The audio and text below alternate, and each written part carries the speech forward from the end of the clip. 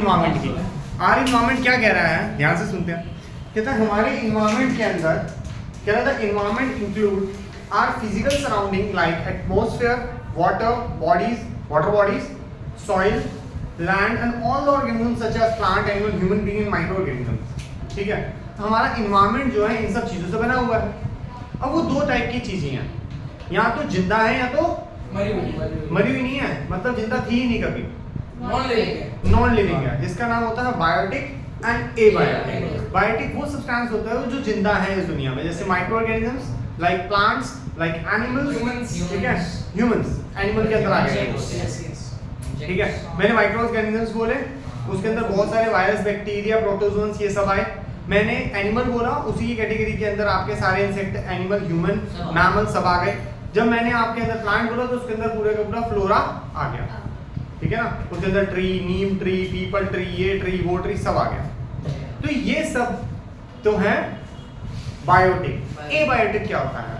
Abiotic वो होते हैं जो कि बायोटिक्स के लिए हेल्पफुल होते हैं उनकी जिंदगी के लिए। ठीक है, लाइक प्लांट को जीने के लिए क्या क्या चीज चाहिए? सॉइल, वाटर, सनलाइट, ठीक है, और पेस्टिसाइड्स, फर्टिलाइजर्स नहीं, ठीक है, ये सब जो नहीं है। फर्टिलाइजर्स की जरूरत यहाँ पड़ सकती है, या हम लोग कंपोस्ट की बात करें तो ज़्यादा अच्छा रहेगा, है ना। तो ये सब चीज़ों की उसको जरूरत है। तो ये सब चीज़ जो लिविंग है क्या? नहीं, ये सब चीज़ें नॉन लिविंग नहीं बोल के हम लोग कह सकते हैं ये एबायोटिक कंपोनेंट्स हैं। ये वो कंपोनेंट्स हैं जिसकी हेल्प से बायोटिक सब्सटेंस जिंदा रह सकता है। Is it clear? पानी पिए बिना हम तो जिंदा नहीं रह सकते, वो तो एबायोटिक कंपोनेंट है।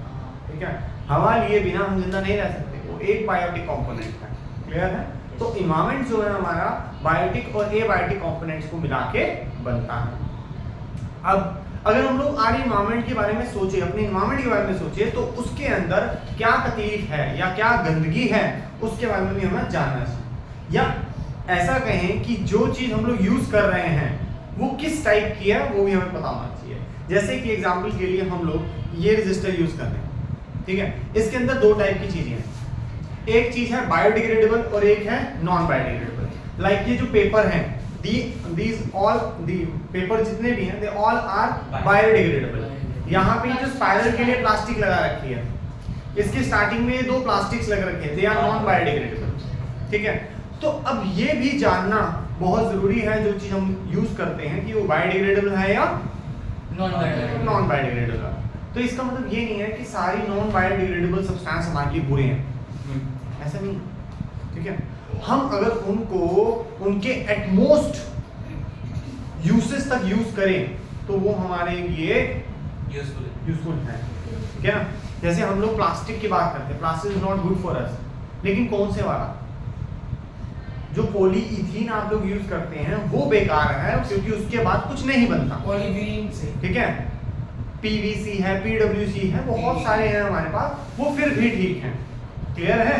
जो अभी सुनने में आया था पॉलीइथीन खत्म हो जाएगा, नहीं हो, ठीक है, लेकिन पॉलीथीन के अंदर 51 माइक्रोन्स वाली जो पॉलीथीन है वो अभी भी चलेंगी। क्यों? क्योंकि वो रिसाइक्लेबल होती है। जो रिसाइक्लेबल नहीं होती वो हमारे लिए हेल्पफुल नहीं है। जो पतली वाली होती है, एकदम पतली सी नहीं होती, वो नॉन बायोडिग्रेडेबल है।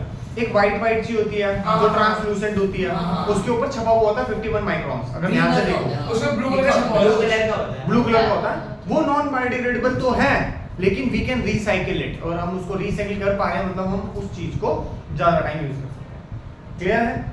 तो इसके लिए आप लोगों ने बचपन में 3 R's पढ़े होंगे, रीयूज, रिड्यूस एंड रिसाइकिल। ठीक है, तो ये नॉन बायोडिग्रेडेबल चीजों के लिए और बायोडिग्रेडेबल चीजों के लिए भी होती है। एग्जांपल के लिए मेरे पास पेपर है, ठीक है, ये जो पेपर है ये फ्रेश पेपर नहीं है, ये सेकंड या थर्ड पेपर है। कैसे बताता हूँ, मतलब मैं बता सकता हूँ, ठीक है ना, मुझे ये नहीं पता कैसे बताते हैं। अब आप लोग बहुत बढ़िया क्वालिटी के जो पेपर लेके आओगे वो भी सेकंड होगा या फर्स्ट होगा। अब जो फर्स्ट है वो कैसे बना है? वो वुड की पल्प से ब्लीच के साथ मिक्स करके बहुत सारे कंपोनेंट्स डाल डूल के फिर जाके बना है। ठीक है, तो आया क्या था, पहले उसके अंदर एक चीज मिक्स हुई जो था बार्क ऑफ ट्री से जो चीज आई, ठीक है, उसको जो भी करते हैं मुझे नहीं पता, लेकिन जो ट्री से आई थी। ठीक है, अब ये पेपर यूज हो गया, कबाड़ी अंकल लेके चले गए, कबाड़ी अंकल ने पेपर मैन्युफैक्चरर को दे दिया। पेपर मैन्युफैक्चरर उसको इकट्ठा करेगा, अपने रोलर में डालेगा, उसको डिकम्पोज करने की पूरी कोशिश करेगा, फिर ब्लीच डालेगा, फिर से बनाएगा, फिर हमें दे देगा। फिर ये सेकंड वाला आया मार्केट में, हमने पढ़ लिया, अगले साल फिर इसको बेच देंगे, कहाँ जाएगा? फिर से कबाड़ी अंकल के पास। कबाड़ी अंकल कहाँ भेजेंगे? रिसाइकलिंग, जो रिसाइकिल करता है उसके बाद। तो थर्ड फोर्थ फिफ्थ करके हमारे पास देख बायोडिग्रेडेबल चीज है ये। Paper is a biodegradable thing, even though क्या हम इसको रिसाइकिल कर पा रहे हैं? Yes, we are recycling it. Yes yes. ठीक है, ये नॉन बायोडिग्रेडेबल, ये बायोडिग्रेडेबल है ना पेपर, क्या हम इसको रिसाइकिल कर सकते हैं? हाँ। तो पहले हम समझते हैं बायोडिग्रेडेबल क्या होता है। कह रहा है substance that are broken down by the biological process are said to be biodegradable। कह रहा है जो बायोलॉजिकल सब्सटेंस, एक ऐसा सब्सटेंस जो कि ब्रेक डाउन होता है बायोलॉजिकल प्रोसेसेस से। अब वो कौन से प्रोसेसेस हैं? क्या these substances are decomposed through the action of fungi, bacteria और अदर लिविंग ऑर्गेनिजम्स। अगर मैं इसको ऐसे ही फाड़ के पूरी की पूरी बुक को एक पाक में जाके खोद के उसके अंदर डाल के आ जाऊं, तो क्या 3-4 महीने बाद या 1 साल बाद ये वापस मुझे मिलेगी? नहीं, ये गायब हो जाएगी, ये डिकम्पोज हो जाएगी। मतलब कि इसके ऊपर बायोलॉजिकल प्रोसेसेस होंगे, मतलब इसके ऊपर बायोलॉजिकल प्रोसेसेस हो जाएंगे। तो ये बायोडिग्रेडेबल, जैसे हम बनाना का वो डाल देते हैं इसके ऊपर हाँ फंगाई, बैक्टीरिया, प्रोटोजोन्स ये सब आएंगे, इसको खाएंगे और इसको खत्म कर जाएंगे। ठीक है, तो ये बायोडिग्रेडेबल सब्सटेंस हमारे एनवायरनमेंट के लिए फिर भी थोड़ी अच्छी है। अच्छा, अब कह रहे हैं आपको और क्या एग्जांपल है? फूड वेस्टेज जो होती है। मान लो मैंने आम खाया, आम का छिलका तो नहीं खाऊंगा ना, छिलका रह गया, ठीक है, उसकी गिटक भी रहेगी, है ना। अब मैंने ऐसे केला खाया, छिलका फिर से रह गया, केला मैं खा गया। ठीक है, जो भी सब्जी हम लोग बनाते हैं उसको पील आउट करते हैं, सब्जी खा जाते हैं, पील आउट रह जाती है। तो पील आउट जो है उसका, जो फूड का वेस्टेज है, that is also biodegradable waste. हमारे पास कुछ इस टाइप के वॉर्म्स हैं जो उस वेस्ट को खा के अल्टीमेटली कंपोस्ट में चेंज कर देते हैं। ठीक है, उनको हम लोग रेड वॉर्म्स भी कहते हैं, जिसको तुम लोग शायद अर्थवॉर्म के नाम से जानते हैं। सर हमारे पास तो कोई ऐसे भी ऑर्गेनिज्म है जो नॉन बायोडिग्रेडेबल को भी खा जाते हैं। अच्छा, मेरे पास तो आज तक ऐसे नहीं मिले। चूहे नहीं होते? चूहे बेटा वो खाते नहीं है, वो बेचारे बीमार हो जाते हैं, उसका कोई। तो बेटा ऐसा नहीं होता कि नॉन बायोडिग्रेडेबल सब्सटेंस कोई ऑर्गेनिज्म खा ले, अगर वो खा लेगा तो फिर उसके अंदर बॉडी के अंदर दिक्कत होनी स्टार्ट हो जाएगी। ठीक है, जैसे हम लोग भी बहुत सारे नॉन बायोडिग्रेडेबल सब्सटेंसेस खा लेते हैं, ठीक है, तो उसके बाद फूड इन्फेक्शन ये सब होना बहुत ज़्यादा कॉमन हो जाता है। जैसे कि fertilizers, chemical fertilizers, pesticide, weedicide, ठीक है, इंसेक्टिसाइड, ये सब क्या है? नॉन बायोडिग्रेडेबल सब्सटेंसेस, और अल्टीमेटली इनडायरेक्टली हमारी बॉडी में वो जा रहा है। ठीक है, हम धीरे धीरे मरेंगे ना उससे, एकदम से नहीं मर जाएंगे। ठीक है, तो वो जा तो रहा है। जाएगा तो आदत नहीं लगेगी। नहीं, आदत नहीं हो रही अभी हमें ना। देख, आदत करने के लिए हमें बहुत ज़्यादा लंबा पीरियड चाहिए, कम से कम 200, 300, 500 साल चाहिए उसके लिए, जिससे हमारी जीन्स के अंदर परमानेंट हो जाए कि हाँ भाई यही चीज़ आनी है, तुम्हें दिक्कत नहीं लेनी, जिसको हम लोग बोलते हैं इवोल्यूशन। इवोल्यूशन कोई 2 दिन का प्रोसेस नहीं है ना। हमारे पास टाइम लगेगा, उसको अबॉलिश ही करना पड़ेगा हम लोगों को अल्टीमेटली। वो नहीं पाएगा, गवर्नमेंट के ऊपर है बेटा, बहुत सारी कंट्रीज ने उनको ख़त्म कर रखा है। ऐसे ऐसे केमिकल्स हैं जो उन्होंने बैन कर रखे हैं, यहाँ पे कोई भी फार्मर ये केमिकल यूज़ नहीं करेगा, जो करना करो, ये केमिकल यूज़ नहीं होंगे, और वो सारे केमिकल इंडिया में चलते हैं। इंडिया में चलते हैं। लेकिन आज भी जो कुछ फार्मर्स हैं ना, जो छोटा फार्मर है, वो नहीं they are not smart enough, but they are hard work करते हैं। उससे क्या होता है, वो केमिकल की बजाय वो गोबर खाद को ज़्यादा यूज़ करते हैं, काउ डंग की कंपोस्ट को ज़्यादा यूज़ करते हैं, वर्मी कंपोस्ट को ज़्यादा यूज़ करते हैं, और sometime they use to buy the red worms या वॉर्म्स ले आते हैं, सीधा वॉर्म्स ही छोड़ देते हैं, कहानी खत्म। खुद खाएगा, खुद बनाएगा, मेरी जो जमीन है उसको भी बढ़िया रखेगा, एरेटेड भी रखेगा, तो और साथ में फर्टिलाइजर। बड़े एरिया में होता है, बड़े एरिया में नहीं होता। हाँ, गरीब किसान बोला ना मैंने, छोटा किसान बोला ना। अब बड़े किसान है, वो इतना दिमाग नहीं कर पाएगा, बोलेगा इतनी काउ डंग कहाँ से उठा के लाओ, महंगी अलग पड़ेगी फिर उसको। ठीक है, और बोलेगी इतनी फर्टिलिटी भी नहीं होगी उसकी, इंस्टेंट फर्टिलिटी नहीं होती ना उसकी, लेकिन over a period of time उसकी फर्टिलिटी बढ़ती रहती है। बाकी सब्जियां, हाँ, लेकिन उनके लिए महंगी है ना, जिसके लिए वो, जिसको पता है, उसकी नॉलेज है, ऑर्गेनिक फूड की बात कर रहे हो। आओ भाई, तो ऐसे ही नॉन बायोडिग्रेडेबल सब्सटेंस होते हैं, ये सब वो सब्सटेंस होते हैं जो कि बायोलॉजिकल प्रोसेस से ब्रोकन डाउन नहीं होते। कह रहा these substances may be in a solid, liquid or gas form. These substances are inert and simply persist in the environment for a long time or may harm the various member of the ecosystem. कह रहा है ये inert होते हैं, inert का मतलब ये unreactive होते हैं, ठीक है। सिंपली persist का मतलब ये है कि वो एग्जिस्टेंस में रहते हैं लाखों सालों तक, ठीक है। उसको बैक्टीरिया, वायरस, फंगस कोई हार्म नहीं कर पाता। एक रोटी ले, ठीक है, उसको बना के 15 दिन के लिए किसी जगह पे रख दे, उसके ऊपर फंगस आ जाएगी। उसको 2 महीने तक तू देखता रहा, फंगस उसको गायब करके निकल लेगी। फंगस उस रोटी को गायब कर देगी दुनिया से, जैसे तू करता रोज। प्लेट के अंदर 2 रोटी डालता है वो गायब हो जाती है ना एकदम से, एक जादू पता है ना, वैसा ही जादू फंगस भी करेगी वहां पे, ठीक है। लेकिन उसको टाइम लगेगा। ग्रीन होती है, पहले व्हाइट लगती है, फिर धीरे धीरे ग्रीन आने शुरू हो जाती है। चलो, हार्मफुल इफेक्ट क्या है बायोडिग्रेडेबल या नॉन बायोडिग्रेडेबल सब्सटेंस के? The waste destroy the natural beauty and our surrounding become dirty. इससे क्या होगा? बायोडिग्रेडेबल या नॉन बायोडिग्रेडेबल सब्सटेंस जो हैं उसके हार्मफुल इफेक्ट क्या हैं? मान लो कि मैंने गोबर की जो खाद है उसको एक जगह इकट्ठा करके रख दिया और इकट्ठा करता जा रहा हूँ, स्मेल नहीं आएगी, कीड़े नहीं होंगे, मच्छर नहीं होंगे, और वही मच्छर, कीड़े, बैक्टीरिया, वायरस उठा के तुम्हारे खाने के ऊपर गिरेंगे तो फूड पॉइजनिंग नहीं होगी। तो जो चीज भी करनी है you have to manage it, ठीक है ना। और कह रहा decomposition of these waste result in the production of the foul smell. जब डिकम्पोजिशन हो रहा होता है इनका, जब ये डिकम्पोज हो रहे होते हैं उसमें स्मेल बड़ी गंदी आती है, ठीक है। Which spread to the surrounding area, जो कि एरिया में बहुत ज्यादा फैलता है। कह रहा है दीज वेस्ट में ऑल्सो ब्लॉक द ड्रेन। अब जहाँ पे गाय की इतनी गोबर पड़ा रहेगा वो ड्रेन को क्या करेगी? ब्लॉक करेगी, ठीक है। और क्या क्रिएट करेगी? वेस्ट का एक बड़ा सा कह सकते हैं ना, एक ढेर इकट्ठा करेगी, पूल ऑफ वेस्ट इकट्ठा करेगी, which become the breeding site of mosquitoes। अगर पानी इकट्ठा रहेगा तो वहाँ पे मॉस्किटोज आएंगे, तो मॉस्किटोज आएंगे तो उससे क्या होगा? मॉस्किटोज आएंगे तो उससे मलेरिया, डेंगू या ऐसे कुछ बैक्टीरियाज जो कि वो अपने साथ इकट्ठा करके लेके आएंगे। मान लो उसके अंदर जो मॉस्किटोज हैं वो ना ही मलेरिया के हैं ना ही डेंगू के हैं, ठीक है।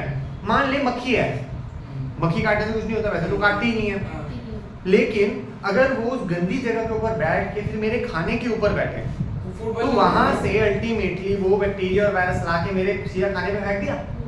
और मेरे खाने का क्या है? मेरे खाने के ऊपर जब बैक्टीरिया वायरस आएगा और बैक्टीरिया वायरस तो देख के टूट पड़ेगा खाने के ऊपर, खाना खाना शुरू कर देगा। खाना खाएगा तो अपने अंडे निकालेगा, अंडा मतलब होते नहीं है उसके अंडे, ठीक है, अंडे निकालेगा, जो भी होता है, चल अंडे निकालेगा, बच्चे पैदा करेगा, बहुत सारे हो जाएंगे, तो उसकी वजह से मेरे पेट की क्या हो गया हालात। हाँ, फैमिली प्लानिंग शुरू हो जाती है उनकी एकदम से।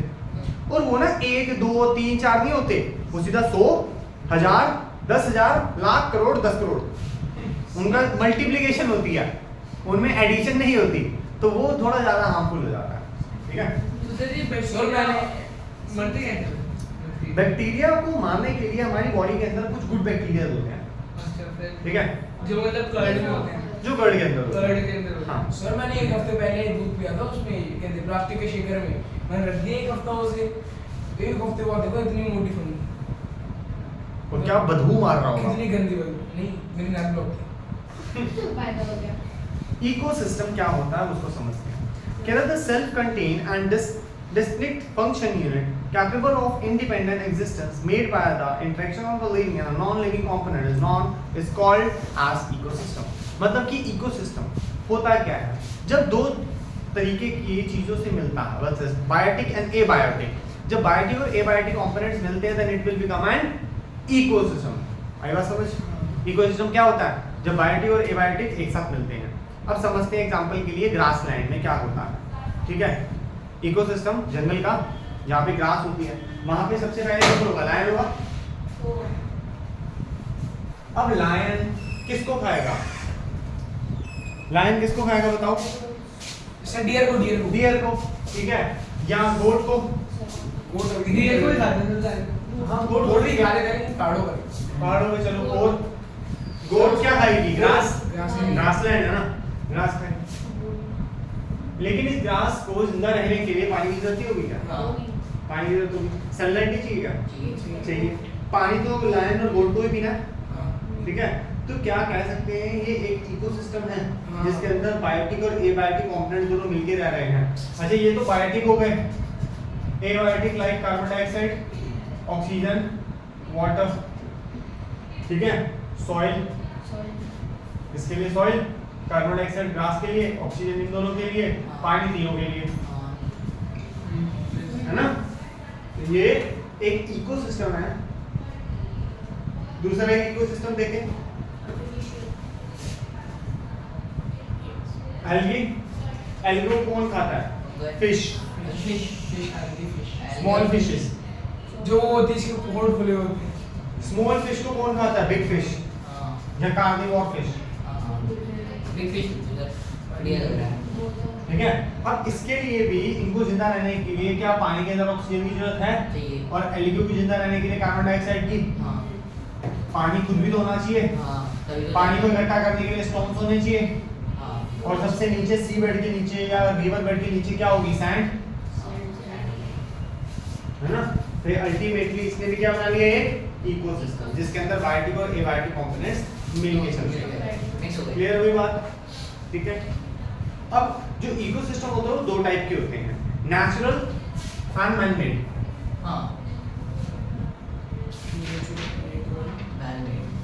नेचुरल इकोसिस्टम जो ये मैंने एग्जांपल दिया आप लोगों को, ठीक है। मैन-मेड थोड़ी है ये भी। नेचुरल जो मैंने आपको भी एग्जांपल दिए, ठीक है, इन्हीं का एग्जैक्टली उल्टा लेता हूँ इकोसिस्टम। देखो नेचुरल की अगर मैं बात करूँ तो ये ग्रासलैंड और ये पॉन्ड, फिश के लिए पॉन्ड होता है ना, ये रिवर हो गया। इसके यहाँ पे अगर हम आए यहाँ पे, वैसे तो जितने जंगल थे आज की डेट में वाइल्ड लाइफ सेंचुरीज के अंदर चेंज हो चुके हैं। आजकल ये जितने भी जंगल थे उनको जंगल बोलते ही हैं हम लोग, उनके आसपास हम लोगों ने बनाई बाउंड्री और उसको बोल दिया जी भैया ये एक ऐसी वाइल्ड लाइफ सेंचुरी है, प्रोहिबिटेड एरिया, उसके अंदर इंसानों का जाना मना है, मना काट काट के क्या किया होगा, ठीक है ना। तो इसीलिए उसको क्या कर दिया, वाइल्ड लाइफ सेंचुरीज में चेंज कर दिया। अल्टीमेटली वो है जंगली आदमी, ठीक है, पार्क्स बना दिए, लोग देखते हैं सवारी। हाँ सवारी करने जाओ, देखो लोग टूरिज्म के लिए भी लेकिन अच्छा फिर मारते ही नहीं जानवर वहाँ पे, तो आदत होती है इंसानों को मारने नहीं मेरे बच्चे, जानवर को इंसान को मारने की कोई आदत नहीं होती, डरता है इंसान से, नहीं मारता इंसान से अनटिल अनलेस वो भूखा ना हो और वो शिकार मोड में ना हो। ये कब होगा?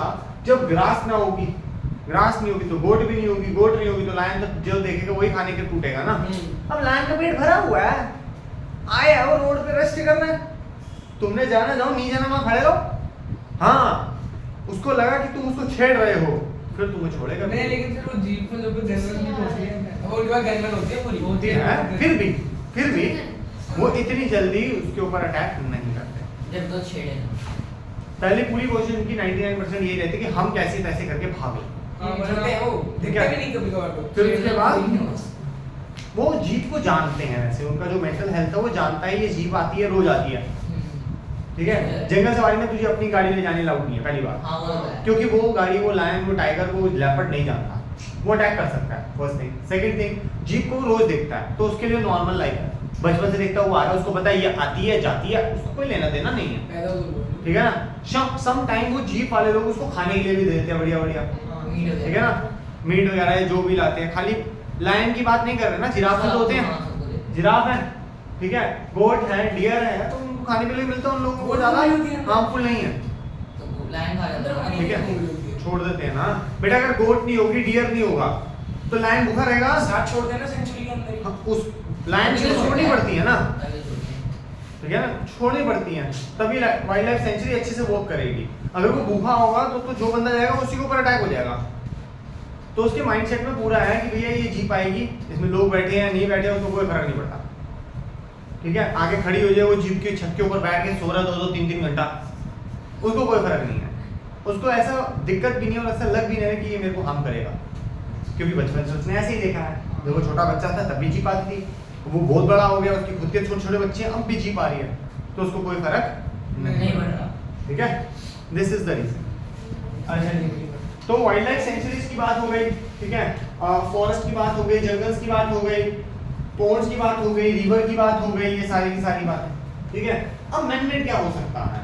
मैनमेड जैसे मैंने जू बना दिया, ठीक है, मैंने बनाया, सारे जानवर उठा उठा के लाया, शेर, कोई चीता। यहाँ से कोई वहां से, ठीक है। या मैंने एक्वेरियम बनाया, ठीक है, वो पोर्ट नहीं है, इट्स एन एक्वेरियम। एक्वेरियम के अंदर मुझे सारी चीजें खुद करनी पड़ेगी। शार्क वगैरह सब खुद डालेंगे। तुमने कभी देखा कोई पोर्ट साफ हो रहा है? नहीं जो मछलियों ने ना खा पी के गंदगी कर दिया, आज हम साफ करेंगे इसको? नहीं नहीं, वो खुद साफ होता है। कभी पोर्ट के अंदर बबलर लगा हुआ देखा है नहीं। कि यहाँ की ना मछलियों को सांस नहीं आ रही इसलिए बबलर लगा दे। पोर्ट में कभी हीटर लगाता हुआ देखा है नहीं कि यहाँ ना भाई ठंड बहुत होगी, बेचारों को ठंड लग रही होगी ना, ला हीटर लगा दी, ठीक है। क्यों? क्योंकि वो सब खुद मेंटेन करते हैं, वो कौन खुद मेंटेन करते हैं, ठीक है। ठंड, गर्मी, Temperature. ऑक्सीजन, टेम्परेचर, मछलियाँ, पानी, खाना सब वहीं का वहीं खुद बनेगा, खुद खाएगा। एक सेल्फ रिटेन इकोसिस्टम है जो खुद चलने वाला, मेरा उसके अंदर इंटरवेंशन की कोई जरूरत नहीं है, ठीक है। एक्वेरियम के अंदर मेरे इंटरवेंशन के बिना पूरा एक्वेरियम खत्म हो जाएगा। मर जाएंगे मछलियाँ। हर हफ्ते पहले एक्वेरियम निकाल के साफ करना पड़ेगा। उसको साफ क्यों करना है? ताकि वो गंदगी निकल जाए, क्योंकि हमारा क्योंकि मेरे एक्वेरियम में ऐसे कुछ बैक्टीरिया वायरसेस नहीं है जो कि उस गंदगी को खा सकते हैं। पोर्ड में होते हैं, ठीक है। या पोर्ड में हमने प्लांट लगा रखे हैं, और जो प्लांट्स होती है ना वो इनकी जो कह सकते हैं फिशेस की, ठीक है, जो वेस्ट मटेरियल होता है उनके लिए खाद का काम करते हैं। तो प्लांट अल्टीमेटली उसको यूज कर लेते हैं, और प्लांट को कौन खाया जाता है? फिश। तो ये एक साइकिल चलती है, लेकिन वो साइकिल कहाँ नहीं चलती? मैनमेड इकोसिस्टम में नहीं चलती। वहां पे मेरा पूरा इंटरवेंशन की जरूरत रहेगी ही रहेगी। यहाँ तक समझ आई बात, ठीक है। इकोसिस्टम कितने टाइप के हैं, कैसे हैं, समझ आ रही है? Yes.